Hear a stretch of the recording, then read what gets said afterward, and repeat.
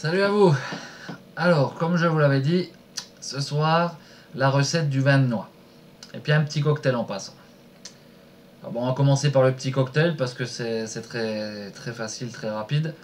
Donc tout simplement, vous faites un kir, donc crème de cassis, vin blanc, et vous mettez du jus d'orange. Voilà. Alors après, au niveau des dosages, je dirais plutôt essayer, ça dépend des goûts. Souvent, il vaut mieux mettre un peu plus de cassis que dans le kir.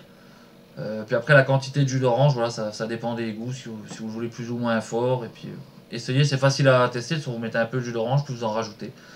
Ça, voilà. C'est un très bon petit cocktail, hein, c'est très fruité, c'est très agréable. Alors ensuite, le vin de noix. Alors, pour ceux qui connaissent pas, le vin de noix, ça ressemble un peu à un vin cuit comme le Porto ou la Grenache. Par contre, c'est beaucoup moins sucré et ça a un petit goût de noix. Donc c'est vraiment délicieux, vraiment très bon. Par contre, il y a plusieurs recettes déjà sur internet de vin de noix. Alors, bon, moi je les connais pas, j'ai pas été les voir, mais mon père en avait fait par exemple. Il a trouvé une recette assez simple en 40 jours, 40, je sais plus, c'était à peu près 40 partout. Par contre, ce vin-là était très sucré, ça faisait un peu comme une liqueur et c'était assez écœurant. Alors que le vin de noix, ça se boit vraiment très bien. Et par contre, ça mettrait un peu de temps, c'est 6 mois. Donc, je vous mettrai bien sûr dans les commentaires comment dire, les ingrédients nécessaires. Alors, et puis je vais détailler un peu ici. Donc en fait, il va vous falloir, en proportion, hein, après vous adapterez suivant la quantité que vous allez faire et suivant les réceptions que vous avez. Donc les proportions, c'est 6 litres de vin rouge, 1 litre de gnôle ou marc ou alcool de fruits, quoi, 1 kg de sucre et 24 noix. Voilà, donc là je vais... Alors les noix c'est quand elles sont vertes, hein. Donc là je vais détailler un tout petit peu. Au niveau du vin, pas la peine de prendre un vin cher, hein. Au contraire même, trouvez un vin que vous trouvez correct et qui n'est pas trop cher. Plus ou moins fort, en même temps moi au début on m'avait dit de prendre des vins assez forts à 13-14 degrés, mais en fait je l'ai fait avec des vins à 11-11,5 et ça allait très bien. Voilà, c'est pas forcément. Vous pouvez leur faire des essais, hein, faire différentes bouteilles avec différents types de vins pour faire vos tests. Mais c'est pas tant sur le vin que ça va jouer. Du moment que c'est un vin correct que vous aimez bien, ça va passer, quoi.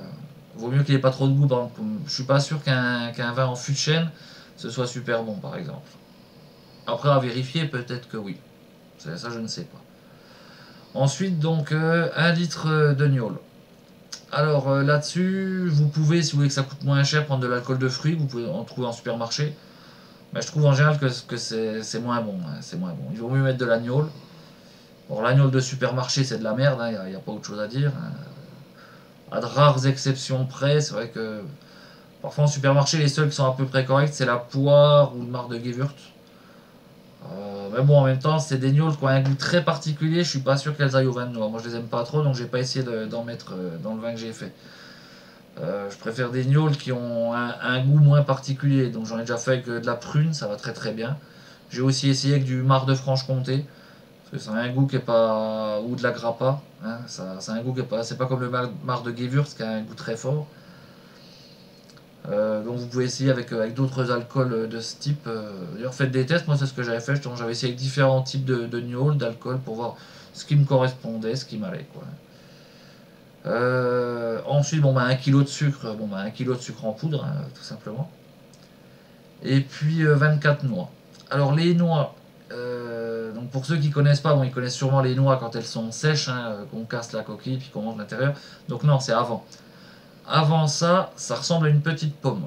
Donc en gros, les noix, il va falloir les récupérer entre le 15 juin et le 15 juillet. À peu près. En général, c'est avant le 14 juillet. Après, ça dépend des régions, ça dépend du temps aussi, bien sûr. Donc voilà, c'est pas toujours pareil. Alors, pour les cueillir, par contre, pour que ça ait plus de goût, je me suis rendu compte, vous prenez la noix, vous la coupez en deux. Hein, donc ça ressemble à une petite pomme, comme je vous ai dit. Vous la coupez en deux. Si vous voyez qu'à l'intérieur, déjà qu'en coupant, ça craque un peu. Et à l'intérieur, vous allez voir qu'il y a la noix, justement, qu'après on va manger, hein, qui commence à se former. Ça fait comme un petit cartilage. À ce moment-là, les noix sont bonnes. Alors ça marche aussi quand vous les coupez en deux et que ça fait comme une pomme, qu'on voit pas encore du tout la noix à l'intérieur, mais ça a beaucoup moins de goût. Il vaut mieux attendre que ça commence à se former. À ce moment-là, ça aura un goût de noix bien plus prononcé et c'est bien meilleur.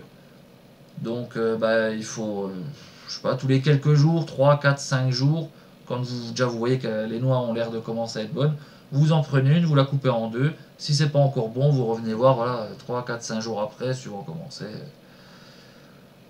Ok. Donc après, vous allez mettre dans un récipient. Alors, moi ce que j'utilise, c'est des bonbonnes en verre. Mais vous pouvez le mettre dans des bouteilles. Vous pouvez le mettre dans n'importe quel récipient en fait qui peut contenir du liquide et qui est propre, hein, bien sûr. Hein. Aujourd'hui, je pense même que ça ne doit pas coûter trop cher. Vous pourrez vous servir des cubis. Alors, si vous trouvez du vin en cubis qui est bon, les cubis iront, hein, bien sûr.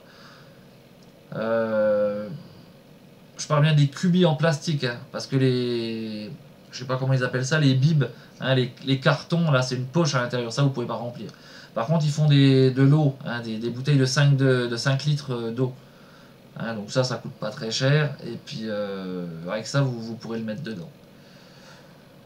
Donc le verre, ça c'est une de 15 litres. Je vous conseille de ne pas dépasser 15-20 litres. Parce qu'en fait j'en avais une de 30 litres, mais le problème c'est qu'une fois que c'est en bonne partie rempli, ça doit se manipuler un petit peu. Puis vu la forme, quand c'est plein, c'est un coup à ce que ça glisse et que ça éclate. Puis du coup après, voilà. Donc, parce que souvent, ça va devoir macérer pendant 6 mois. Donc, bon, vous pouvez le garder dans l'appart, hein, pas le mettre en plein soleil bien sûr. Mais sinon souvent une cave ou même un grenier, ça va très bien. Donc vous mettez dedans votre vin, votre gnôle, les noix, donc vous les coupez en rondelles pour pouvoir les rentrer, puis aussi pour que, si vous les mettez en entières, ça va pas bien donner le goût. Il faut les couper au moins en 4 au minimum. Après ça dépend de la taille du goulot. Hein. Et puis à la fin le sucre. Donc vous mélangez un petit peu pour que le sucre soit dissous. Et ensuite, vous le mettez donc à la cave, au grenier, pendant 6 mois. Donc en gros, vous allez le faire au mois de juin, juillet. Hein, donc je dirais en général, c'est entre le 15 juin et le 15 juillet. Et vous l'aurez pour Noël. Quoi. Il n'y a quasiment rien à faire pendant ce temps-là. C'est juste peut-être une fois par mois. J'y vais, puis je remue un petit peu, hein, histoire que, voilà, que ça se mélange un peu mieux, quoi, ou pas que tout se tasse. Mais c'est à peu près tout. Alors, autre chose importante, ne pas boucher. Hein. Bon là elle est bouchée parce qu'elle est vide, mais donc vous ne bouchez pas, il faut que ça respire. Donc vous mettez par contre un chiffon par-dessus, pour pas qu'il y ait de poussière, de saleté ou même d'insectes qui rentrent. Hein, voilà, juste un petit chiffon par-dessus. Et au bout de 6 mois, vous filtrez, parce qu'il y aura forcément du dépôt. Hein, donc avec une passoire, un entonnoir, vous filtrez, vous mettez en bouteille. Ces bouteilles-là, vous les bouchonnez, et ça peut se garder plusieurs années. Hein. Moi j'ai goûté des vins de noix, je crois que le plus vieux que j'ai goûté, il va avoir au moins 10-15 ans, il me semble. Il y a le père d'un copain, celui qui m'a donné cette recette justement, que son vin de noix était très bon, puis ce que j'ai fait après d'ailleurs était aussi bon. Et je me suis rendu compte, un peu comme l'agneau, moi je trouve, en tout cas c'est mon avis, les 5 premières années, il se bonifie. Par contre après au-delà, il reste bon, mais il a tendance à perdre un peu de goût. Et après, ça apporte plus grand chose. Mais il avait des bouteilles qui avaient jusqu'à 15-20 ans et qui étaient encore bonnes. J'en ai bu, puis mes amis aussi, sans aucun problème. Donc voilà, après vous pouvez les bouchonner. Donc vous mettez en bouteille, puis vous pouvez le garder un temps, même si ça a tendance à partir assez vite. Même ceux qui n'aiment pas trop l'alcool, ils trouvent ça très très bon. Ça se boit en apéro ou l'après-midi comme ça, si vous voulez boire un petit verre avec quelqu'un. On peut se boire aussi en digestif, en fin de repas, enfin un peu n'importe quand, c'est une très bonne chose, c'est une très bonne chose. Bon bah allez, pas vous prendre plus longtemps. À la bonne vôtre.